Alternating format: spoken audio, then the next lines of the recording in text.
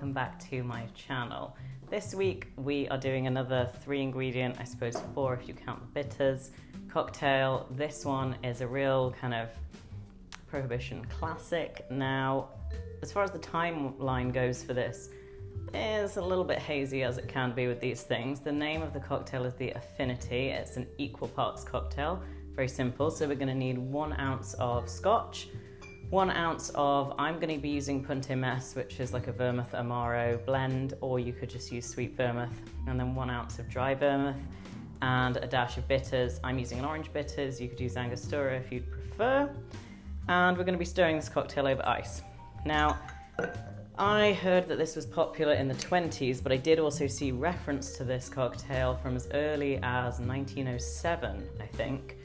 And back then it was slightly different. That first recipe that I came across had Scotch, orange bitters, powdered sugar, and Italian vermouth, which I think back then tended to mean sweet vermouth.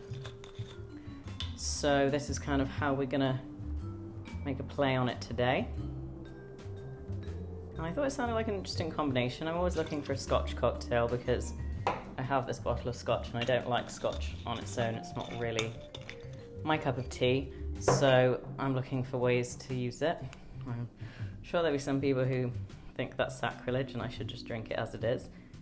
But everyone has their own particular tastes, so be it. And in with some bitters. I'm going for the Nicanora because of the era that this drink is from. We're going to stir it for about 30-40 seconds as per usual, and then we're going to strain it, sip it, and I'll tell you what I think.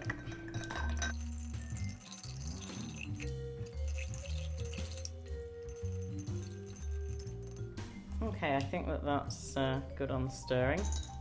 I will say that from here it smells very medicinal and scotchy, and if you've heard me rant about Scotch before, you know how I feel about its medicinal smell / taste.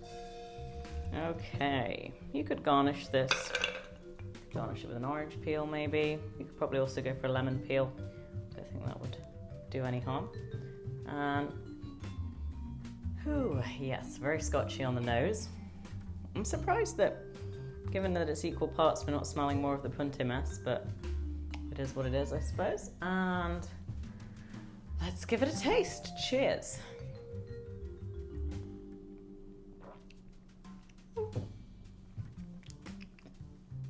Pleasantly surprised. It's still scotchy, but it wasn't what I was expecting. There's that contrast between the Scotch and the dry vermouth, almost, it's not tangy, but there is a certain zippiness to it at the start. It's not really a particularly lingering drink, and that surprises me as well with these kinds of ingredients. But it's pretty ballsy, it's pretty kind of intense.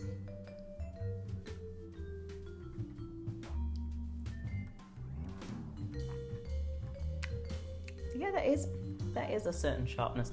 I feel like I'm definitely getting the smokiness of the Scotch as well. And you know, I will be honest, the medicinal sort of flavours I was worried about, I get them more on the nose and really not so much on the palate. I'm more getting a really actually quite enjoyable smokiness that I tend to forget about Scotch when you're looking for smokiness in a drink. I always just move towards mezcal because I avoid Scotch. But I think this is an example of it really playing quite nicely there and providing some nice complexity. So yeah, I would make this as a sort of, you know, maybe this is again me being sacrilegious, but I would ponder putting this on a large cube of ice and having it as something that you sort of sip slowly, and I would be interested to see how it will evolve as it dilutes over time. Yeah, pretty good drink that. I would also be interested to try it with just straight sweet vermouth instead of the punt. But as far as they go for easy 3/4 ingredient drinks, it's another one to add to the repertoire. I will see you next week for another drink. Please hit the subscribe and like buttons below if you enjoyed this. I'd love to hear from you in the comments. I'll see you next week.